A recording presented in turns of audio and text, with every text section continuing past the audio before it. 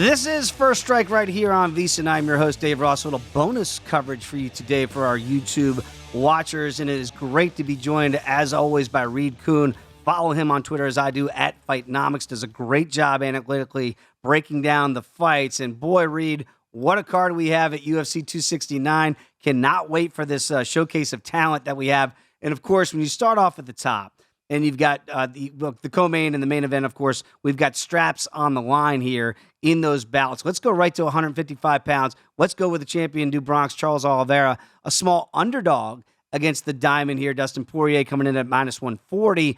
When you look at this fight and you run the models, what does it say? Is this accurate? Should Poirier be the favorite? I agree with it, but I would say that you don't want to pay too much for Poirier because we've got Charles Oliveira, who's one of the best finishers, just natural finisher, his instinct, his ability to snatch a choke. The guy's probably going to set some records. He's still relatively young, already the champ. So clearly he has a chance to win, and his most likely path is by submission. So I wouldn't go too far past where the current line is. I do think there is a little bit of value left on Poirier, just if we're looking pure win probability. So I am leaning that direction. I'm hoping that he keeps it standing, he keeps it at range, and he does what he's been doing lately, which is just outstriking excellent strikers. And so Oliveira against any other fighter might have a chance on his feet as well, which is what made him so good and put him in the spot to win a title. But here he wants to use his submission game. He wants to get close. I think Poirier is smart enough to get out of that range, and so I'm willing to pay a little bit of a premium for Poirier. I think it's really good a breakdown there because I don't see a scenario, to your point, where Oliveira, even though he did knock out Michael Chandler here in dramatic comeback fashion in that second round, I don't think that's something he wants to try with the Diamond, with what we've seen the last two outings there, utilizing those calf kicks against Conor McGregor effectively to get those knockouts. So let's see if Oliveira can get this down to the ground. To your point, if he can't, maybe the Diamond, there still is some value right now at minus 140. Let's go to the co-main here. And again, you got the Lioness, you got Amanda Nunes, you've got a huge number, minus 1,000 that we're seeing right now at DraftKings. Juliana Pena here, the Venezuelan Vixen, the comeback, plus 650. That number has gone up through the week here. So it's been hard to get people to back the challenger. When you run those models, is there any life and any signs of hope here for the big underdog? Not based on the current numbers. I will say it's kind of insane to be breaking down a matchup at this point in the card, but we have seen this before with Amanda Nunes. She gets to be a runaway favorite. It's probably because everybody's throwing her in parlays. She's kind of a lock, low value if you're betting her straight up, obviously. But when you're looking at an asymmetric situation like this, I'm looking for some particular skill in the challenger that gives them a chance. And that's not really Pena's style. She's not a one-punch knockout artist. She's not a submission specialist. She's actually been tapped twice in her last 4 fights. That puts her at risk. She's more of a grinder. She clinches. She holds people down. She's not exceptionally accurate or with any knockdown power. Not a ton of submissions. She does have some. But that's not threatening to someone like Amanda Nunes, who is a true 2-level athlete. She can knock people out, the best in the business. She can submit people on the ground. I think people forget that she came from jiu-jitsu before she became such a good striker. So I see this as a Nunes fight. I don't see anything that jumps off the page with Pena that says, oh, that could be a wild card that she plays. Nunes has been in 5-rounders plenty, for a long, long time at this point. She's only fighting the best of the best. And the numbers still like her based on those performances. So Pena coming from lesser competition, the numbers still don't give her credit for that. And I would have to discount it beyond that. So I'm definitely leaning Nunes here. The question is when? When does she get the finish? Does she get it early? Does she get it late? I think there's a lot of value on the submission prop. I was surprised to see such a difference between a TKO prop and a submission prop running north of plus 300, at least at the beginning of the week. Mm-hmm. That might get bet down as people spot it. But I see her getting a finish, and I'm willing to sprinkle a little on that high return submission prop. It's amazing, right? You look at Amanda Nunes, plus 400 to get a sub, because I think most people think, well, she'll knock out Juliana Pena on the pathway, which is minus 165, TKO, KO, or DQ. But to your point, Amanda Nunes on the ground, people have forgotten because she's had all these classic knockout wins over the Miesha Tates and over the Ronda Rouseys and over the Chris Cyborgs. You do forget her pedigree certainly is on the ground. So I'm right there with you. The only possible upset is Pena wrestling and grinding it out. And to your point with the models, that doesn't look like a high probability scenario. That's for sure. And that's why we're seeing those huge numbers. Let's go right down this main card because, Reed, it really is a great card as we close out the final pay-per-view of the year. Jeff Neal, obviously very controversial, getting to Santiago Ponzinibio here with kind of his out of the octagon issues leading up to the fight. But if everything goes off without a hitch and making weight, everything's good so far. Pretty even fight on paper. What are the numbers showing you? Yeah, it also shows up kind of even. Now, if I ignore the out of the cage stuff, it does look like an ever so slight lean towards Ponzinibio, which is depending on where you shop. I don't know if it's a pick'em or maybe like a minus 120 for Ponzinibio. It depends, but it is a very slight lean towards Santiago. I think when I look at the numbers, Jeff Neal is a very accurate striker, but he's also very low paced. And we saw it versus Wonderboy. He just couldn't get a rhythm going. He just got picked apart by Wonderboy. And neither of these guys are really big on the ground, although Ponzinibio does have some finishes there. So I'm leaning towards Ponzinibio. The guy has 9 career knockdowns. He took a long time off. He's making his return, really kind of getting back in his groove. So maybe he's had that warm up and he's going to fly a little straighter this time. I'm backing Ponzinibio ever so slightly. I got to respect the fact that Neal is very, very good. And he, that outing versus Wonderboy is against a title caliber guy. So can he rebound here? But what is he doing outside the cage, getting arrested a couple of weeks before a fight? That's also a wild card. So I'm glad I'm not backing Neal here, but this might just be a pass for me overall. All right, enjoying the conversation here with Reed Kuhn. Follow him on Twitter at Fightnomics here. This is First Strike on VSiN. Let's keep going down the card. You got Cody Garbrandt, former champion, 135 pounds, making his debut at flyweight at 125, taking on Kai Kara-France. And we know that Kara-France is probably going to want to wrestle, but Cody Garbrandt has a pretty good wrestling pedigree as well. Hasn't really displayed that recently in the UFC. You wonder about the power if it translates down to 125. How do the models forecast a guy that used to be a power player at 135 coming down in weight? Yeah, it introduces a bit of risk into the situation because we're not really accounting for that. We're looking at these guys apples to apples as if they earned the same metrics in the same weight class. So initially, when we run the model, we think that there's some upset potential with Kai Kara-France. And I think it was because we're looking for him to outpoint Garbrandt. When you look at Garbrandt, yeah, he had unusual power for his size. He has 10 career knockdowns in the UFC alone with a knockdown rate per punch that is well above like middleweight average. So clearly he had the power.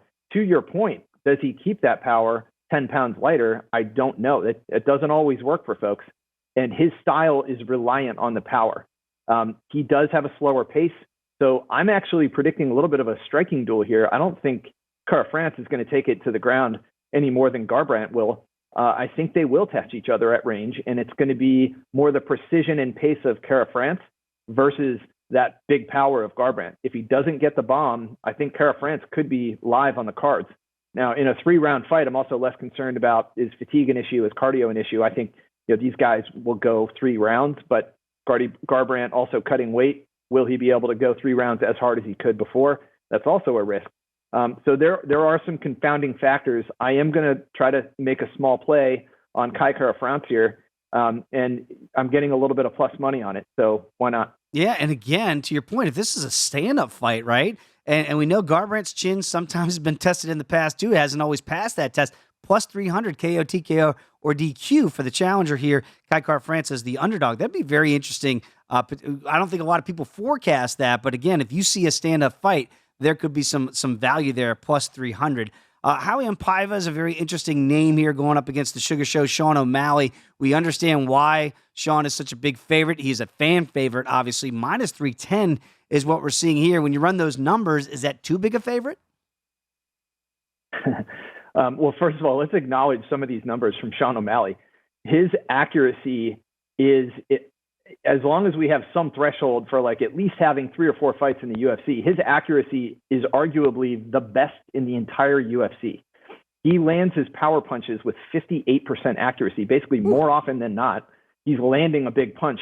That is insane. Normal numbers are like 30 or below in that metric, which is a very important metric, the power hand. He's also very sharp with his jab. He also actually uses an aggressive pace and outpoints people or outpaces people while putting in that precision and not taking too much damage on his own, at least with head strikes. Now, conversely, let's acknowledge what a good striker he is. We do think he also has some slick ground game. We don't see it very often. Sometimes he just picks people apart. Now, Paiva looks much more average across the board. He does, however, spend a lot more time in control on the ground when he chooses to go there. Sean O'Malley, I think, maybe had to give it up. There was that leg injury in one fight that might be skewing the numbers here. But bottom line, I'm left acknowledging Sean O'Malley as the likely winner and a big favorite. I don't think it should be minus 310, though. I think there is some brand recognition that could be inflating that line a little bit. If anything, I'm going to sprinkle on the underdog here. I'm just not willing to pay minus 310 for O'Malley. I backed an upset when he fought, I think it was Marlon Vera, and he lost that fight. That paid off. So when you're betting against hype in the long run, that should be profitable because they're bound to slip up somewhere. This is one of those places I think I'm going to take a tentative play on Paiva. Again, don't necessarily expect that bet to win, but if you're going to give me north of 200 on that, I'll take it. Yeah, you're great point about Chito Vera because he was a big underdog against the Sugar Show, and we saw a lot of tickets cashed that day for Vera. And I know people, a very profitable scenario there as a huge underdog in that fight. Again, you look at Josh Hamet taking on Dan Ige. This could be a main event fight in and of itself. This is on the prelims here, Reed, how deep this card here is at UFC 269. And Ige, the underdog in this one, the models bear that out? No, actually, the models actually kind of like Ige here. You're right. It is an interesting situation where this could have been a main eventer on a smaller card, and these guys are down on the prelims along with Dominic Cruz. It's kind of crazy how stacked this card is. But Ige, yeah, he is the more accurate striker. He's very feisty. I think he's been outranged a lot, and this is one of the rare fights where he will be the younger and longer fighter, which is unusual for him. I feel like in his fights against Calvin Kattar especially, he was just outranged. And Chen Sung Jung, also pretty rangy striker. He just couldn't close that distance. That won't be a problem here. I think we're going to see these guys really go after it. And I like Ige at plus money. His line was actually even bigger earlier in the week, and it's come down a little bit. So I'm a little disappointed about that. Only sprinkled on him early, but when the limits go up, I think some big players are coming in on Ige. Yeah, I'm right there with you, Reed, and I'm picking up what you're putting down. I like Dan Ige in the spot as well, but that could be potential sneaky fight of the night. I think you're right. These two guys are going to stand a trade, see who gets the better of whom. We mentioned Cody Garbrandt, a former champion on this card. Of course, the Dominator, Dominic Cruz. He and Cody Garbrandt go. Their history has been well documented. The Dominator here, plus 100 against Pedro Munoz here. And again, you always think that Cruz is the much older guy here, just 1 year older than Munoz here. Is this as even a fight as it appears on paper, or do the models favor Munoz? The models actually kind of like Cruz here. The problem is that he has been so inactive over the last 3 years. I look at what is in his, last 5 year history, and it's not a whole lot. You actually have to go way back in time and look at a fight where I think it was against Uriah Faber, Cody Garbrandt way back in 2016 as his last, within the 5 year span. So we're looking at his performance against Henry Cejudo and then his win against Casey Kenny, which was a respectable win. We know what he's capable of. He has a very particular style of striking that is lots of combinations. He doesn't have a lot of power. He doesn't even have a lot of accuracy, but he befuddles his opponents with all this weird movement and weird entrances that he comes in. So the question is can Munoz time that right and use his power? Munoz absolutely has the power advantage. And you're right, Cruz is on the wrong side of 35, which is kind of my cutoff for where age is a factor in cumulative knockdowns. He hasn't taken that many. Cruz has only taken 3 knockdowns. But Pedro is a hard hitter. He's got to be careful about that. Now, it's the wrestling where normally Munoz is pretty solid on paper, but Cruz is going to be the more experienced wrestler. Assuming he's healthy, assuming he's at peak, Cruz can win this fight. I think he has a chance to win this fight. I am a little concerned just about the absences and the long layoffs. It doesn't make my sample size very big for this one.